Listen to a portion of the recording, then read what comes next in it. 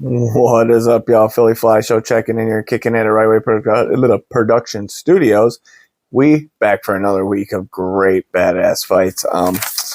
Last week was not a successful week for the Philly Fly Show whatsoever after a super successful week the week before. Vicente Luque epically failed us, and he might be on the do not bet list for a bit, at least for one more fight unless he can prove himself, because he did not look like the same guy against Trayshawn Gore. A lot of these fights I had to rewatch slowly throughout this last week because I ended up working a double on that day, and then I got sick after. So was not feeling the greatest. So I went to bed early and ended up watching the fights way after. The fights didn't disappoint, but man, did my picks disappoint. I went 6 for 12 and missed my Joe Money Show parlay by one last week, so that's a bad week. We're going to make it a quick week this week because we got a fight night that potentially a lot of people don't really watch the fight nights. I keep finding this out through a lot of people that they're like, oh, I don't really watch it. Man, what? Are you a slouch? This is some good money to be made on here. Especially this week, I do like a lot of fighters on here that are fighting on their odds just to sprinkle a little bit on. There's a couple other guys you could have did. There are a couple other outcomes you could have did that I didn't pick, but we're going to jump into it. We got 13 fights here, and we're going to get back at it. Just we're going to have a good week this week, no matter what. Good week this week. All right, match number 13 is a female strawweight fight between Chanel Dyer and Elise Reed. Elise a plus 550 underdog, Dyer negative 900 favorite. Dyer's 4-1 in her last 5, 1-0 in the UFC, and coming off a KO win against Ravina Oliveira. Her counterpart is 2-3 in her last 5, 4-5 in the UFC, and coming off a KO loss to Denise Gomes. That's hard. Elise Reed does not look like the same fighter that she's won her fights in her last couple, at least for me. Dyer just looks like a way more well-rounded fighter. Good striking, good grappling, and probably got the gas tank to go with it. We haven't seen her tested yet, so I'm going to pick Dyer at that negative 900 and be 3 out of 5 on the confidence level as she gets her hand raised. Matchup number 12 here is a middleweight bout between Wes Schultz and Jackson McVeigh. Jackson McVeigh, negative 184 favorite. Wes Schultz, a plus 148 underdog. Wes Schultz is 3-2 in his last 5, 1-1 in the UFC, and coming off a submission win against a prospect. His counterpart in Jackson McVeigh is 3-2 in his last 5, 1-2 in the UFC, and getting his first win in the UFC against Hendrik Dumas. Look, man, Jackson McVeigh was supposed to have a little bit more heat behind the punches and be way more secure at his ground game. He showed it against Dumas, but he has not shown it against his other 2 fights, so I'm not expecting him to be able to do it here against a guy like Wes Schultz, who can grapple on the ground with you. I expect us to try to stay on the feet and have Jackson McVeigh land, but Wes Schultz, I feel like it's just as well-rounded, and his ground game's going to end up winning this fight for him. Take that plus 148, cash it to the bank, but only 1 out of 5 on the confidence level that he can get his hand raised. Now we got match number 11 here. It's a lightweight bout between Gage Young and Stan Dorsaville. Stan is a plus 130 underdog and making his UFC debut against Gage Young, negative 160 favorite. Gage is definitely a well-rounded favorite here. I think he should be a little higher than this.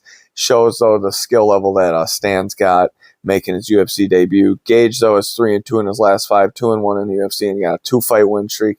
His last win coming against a guy named Thiago Moraes, who was a top 10 competitor at the lightweight division. And, Thiago Moraes was supposed to be really good, and for him to beat him like that, that shows that he's really got game here. His counterpart's 5-0 in his last 5, and a 5-0 record for his record in MMA. But making his UFC debut, it's a tough guy to make. Gage going to win that fight, and I'm super confident on it.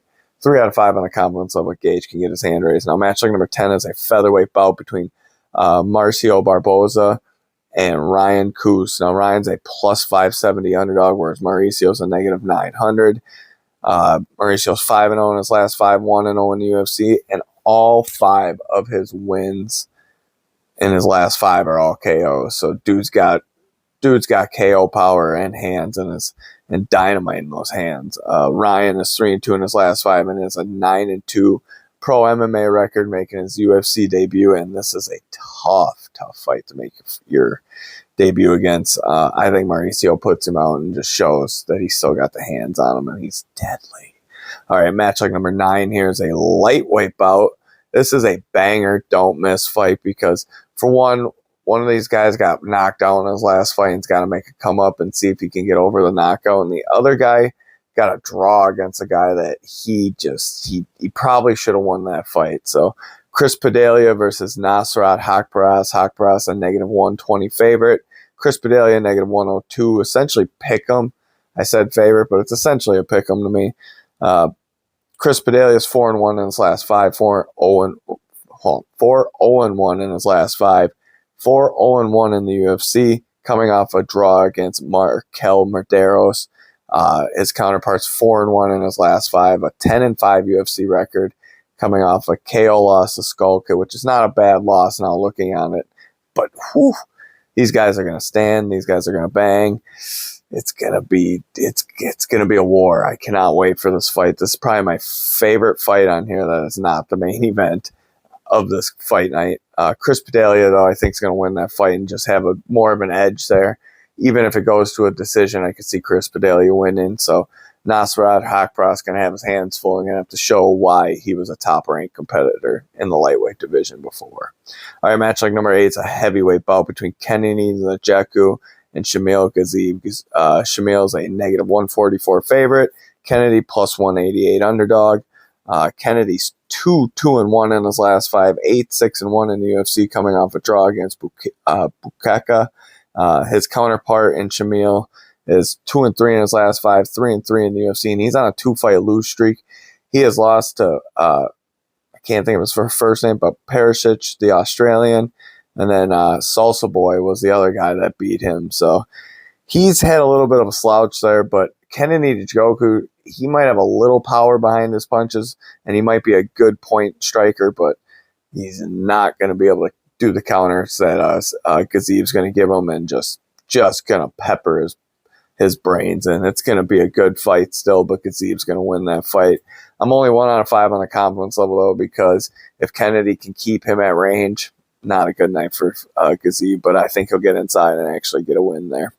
All right, match link number 7 here is a featherweight bout. This is a very good fight, too, between these guys. The matchmakers, I get why they did it this way, but it should be a little closer, I think, than what it is. We got Jamal Emmers versus Laurent Douglas. Now, Laurent is a -400 favorite, whereas Jamal's a +300 underdog. Jamal's 3-2 in his last 5, 5-4 in the UFC, and on a 2-fight win streak. His counterpart in Douglas is 5-0 in his last 5, 1-0 in the UFC. He's on a 6-fight win streak, and his last win for his first win in the UFC was against Julian Erosa, which is no slouch. So I get why the odds makers got it this way, but I think Douglas more of a 200 favorite, and the money's got to be coming in on Douglas. So it's hard. I really love Jamal's game, and I love his reach is very huge in the featherweight division. So Douglas has to get inside and actually land a good counter to put him out, whereas Jamal can do it at distance. But I'm still going to go Douglas, but I'm only 1 out of 5 on the confidence level because I think this fight's still going to be closer than what the odds makers got it. All right, match leg number 6 is a do not bet fight. I'm saying it before it. Do not bet. 2 guys making their UFC debuts at heavyweight, and I don't know jack nothing about both of these guys. I mean, I can look up their record and their last win. I can look up small highlights that just don't do justice to what they are. So we're going to sit back, watch, and see if these prospects can actually do something in the UFC here. Anthony Wint versus Terrence Chapman. Chapman's a +680 underdog. Witt's a -1200 favorite, so you can see where the odds makers have it as a favorite, but I feel like I just feel like these are skewed odds, and I don't like it. Wint's 5-0 in his last 5 and 7-0 MMA pro record. His counterpart's 4-1 in his last 5 and a 5-1 MMA record. Both these guys raw. Both these guys are going to stand, and both these guys are going to probably try to take each other's heads off. I picked Wint here. and went with the 1200. But last week we saw a 1200 lose, so we'll see if that happens again this week. 1 out of 5 in the comments level that somebody gets their hand raised. Match like number 5 is a flyweight bout in the female division. Carly Judeas versus Gisela Chavez. Chavez is a plus 400 underdog, whereas Carly's a negative 620 favorite, and these odds do not do this justice. This is a way closer fight than what it should be. Just because Carly's been on a small little tear does not mean Jalissa is not game for this. I want to pick Jalissa. I think Carly wins, but I don't think it's very, I do not think it's going to be a one-sided fight. It's going to be such a close fight that she just edges her out, but that 620 is just a nasty pick. So, picking Carly there, but Carly is, let's see here. She's 3-2 in her last 5, 3-1 in the UFC, and on a 3-fight win streak. Her counterpart's 5-0 in her last 5, 1-0 in the UFC, and is an 8-0 undefeated fighter. And I think she's a great fighter, but man, I really want to pick her. But I'm going to pick Carly and just set it off and not put this on a parlay or even like really bet it. I would not actually bet this fight at all, but Carly is the pick there, 1 out of 5 on the comments level as she gets her hand raised. Match like number 4 here is a lightweight bout between Markel Medeiros and Mason Jones. This is a good fight, guys. This is a don't blink one. Get to your television sets and watch it. Markel is 4-0-1 in his last 5, 3-0-1 in the UFC, and coming off a draw against who? Chris Padilla, who we're going to be watching fight earlier. His counterpart, Mason Jones, is 5-0 in his last 5, 3-0 in the UFC, and on a 7-fight win streak. Man, that guy got stuck up against Jeremy Stevens in Jeremy Stevens' hometown and just beat the dude up. That was one of my favorite fights to watch because I just was like, why are we bringing back Jeremy Stevens just because they went to Iowa? That just seems weird.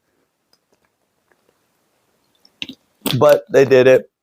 It happened. We still had to watch it, and Jeremy got beat up. But Mason Jones is super good, and that negative 295, just I don't like it. His counterpart, Markel Medeiros, is a good counter striker, a very good grappling defensive fighter, so Mason's not going to be able to take him down. It's going to be a stand on the feet, and I just think Medeiros' hands are way, way better, and he's way set for this because I don't think Mason Jones has faced too much adversity yet, and then he's going to face a lot against Medeiros. I'm picking Medeiros to win, and that plus 220 is looking good, and cashing that to the bank seems pretty good there at one with a 1 out of 5 confidence level. He gets his hand raised. Now, this next fight is kind of crazy. It's even happening. It's a light heavyweight bout between Rainier De Ridder and Roman Dolidze. Now, De Ridder is making his light heavyweight debut in the division. No more going to middleweight. He says he can't make the weight anymore. I don't know how much I like that. That just kind of seems like a cop-out for his last 2 fights because he looked really, really good at middleweight before. And just to say that it's a weight cut that got to you, we'll see here. Now, he puts together 2 good fights in a row at this light heavyweight division where he gets up in the rankings. That would be cool. But the guy he's fighting, Roman Dolidze, he's no slouch, but he's also not like a guy to say he's going to make that Ray De Ridder is going to be able to compete with the top 15. He's just a good test for him at light heavyweight to see if he's even got the skill to do it or if he's got to take more time and put more weight on. Roman's a plus 320 underdog. De Ridder, negative 460 favorite. De Ridder, 3-2 in his last 5, 4-2 in the UFC, coming off 2 losses against Caio Bajado and not Arnold Allen. Brendan Allen. Though it's not 2 bad guys to lose to, so I just don't feel like he had to move divisions just for that. His counterpart, Roman's 3-2 in his last 5, 9-5 in the UFC. He's on a 2-fight lose streak, coming off Christian Leroy Duncan and Anthony Hernandez, who we'll see fight in a little bit. So, also, pretty sure those are middleweight fights, so I feel like Roman's switching between the 2 divisions. Again, I don't like that. I'm picking De Ridder to win, and I'm pretty confident that he gets a good win, but don't put him on a parlay, because if he screws you on a parlay, you'd be pretty pissed. I'd stick with the parlay I threw out there earlier. Check out the short if you need to. But De Ridder wins that fight 3 out of 5 on the comments level. He gets his hand raised. Heavyweight bout for co-main event of the evening. We get Survey the Polar Bear Spivak versus Vitor Petrino. Petrino negative 160 favorite, Sergey plus 124. Since Victor Petrino went to heavyweight, he looks just absolutely great at heavyweight. He looked good at light heavyweight, but he didn't have a gas tank to keep up with those guys. At heavyweight, he has a gas tank to keep up with these guys. Now we're going to see him tested against a guy who can grapple really good in the Polar Bear, but the Polar Bear can strike too. He's got heavy hands. They're just not crisp boxing. It's more MMA style that you can defend my takedown and I just strike with you style. The number 9th ranked Spivak, though, is a good fighter. The 11th ranked Petrino, I just think his hands are deadly. And if he lands even a 1-2 down the middle, Sergey is not going to like that. Sergey is 2-3 in his last 5, 9-6 in UFC, coming off a decision win against Dalila. Victor Petrino 3-2 in his last 5, 7-2 in the UFC. He's on a 3-fight win streak, and one of those wins is against Steven Asplin at the heavyweight. So he can stand and strike with a fast guy like Steven Asplin. That shows you what he's really got in those hands, and I think Victor Petrino gets a big win on Saturday to move himself up in the rankings a bit and get himself a top 5 contender. 1 out of 5 on the confidence level that he can get his hand raised Saturday. We get to the main event of the evening, boys, girls, cats, and dogs. Middleweight bout between the 7th ranked Anthony Hernandez and the number 10th ranked Gregory RoboCop Rodrigues. Or I forgot to say Anthony Fluffy Hernandez. Fluffy is a negative 184 favorite, plus 142 for the RoboCop. Man, this is a good fight. I'm going to say their stats off here before I tell you what I like about this fight. Anthony Hernandez, 4-1 in his last 5, 9-3 in the UFC. He's coming off a KO loss to Sean Strickland, which kind of sucks, but hey, sometimes you win, sometimes you lose. His counterpart, Gregory Rodrigues, 4-1 in his last 5, 10-3 in the UFC, just like his counterpart. But he's on a 3-fight win streak. Looks like out of those 3 wins, 2 of them I liked a lot, and Roman Kopylov and Diego Ferreira, he knocked both those guys out in just brutal fashion. It's hard to knock RoboCop out. There's only a couple guys that have done it, and any time that they have done it, it's not been one strike. It's been a multitude of strikes later in the round. In round 3, I'm pretty sure it wasn't there was a main event too. I think someone got him in round 4 or 5. But you had to put it on him badly and put him into a position he's not used to. Whereas Anthony, he's been shown that he can be beat. And RoboCop is a guy that will take one and give you 3, and that's where Anthony loses. Anthony does not win this fight for me because RoboCop is just going to be impossible to put out of there, just like always. And if Anthony can do it, then Anthony's right back in that conversation as a top 5 middleweight. So it's a good fight for both these guys because if Gregory wins too, he can get a top 5 guy, and Gregory is going to win on Saturday. 1 out of 5 on the confidence level. I almost said 3 out of 5. 1 out of 5 on the confidence level there. All right, y'all, that's the show. Shout out to Railway Production Studios for always making this happen. We'll see y'all next week.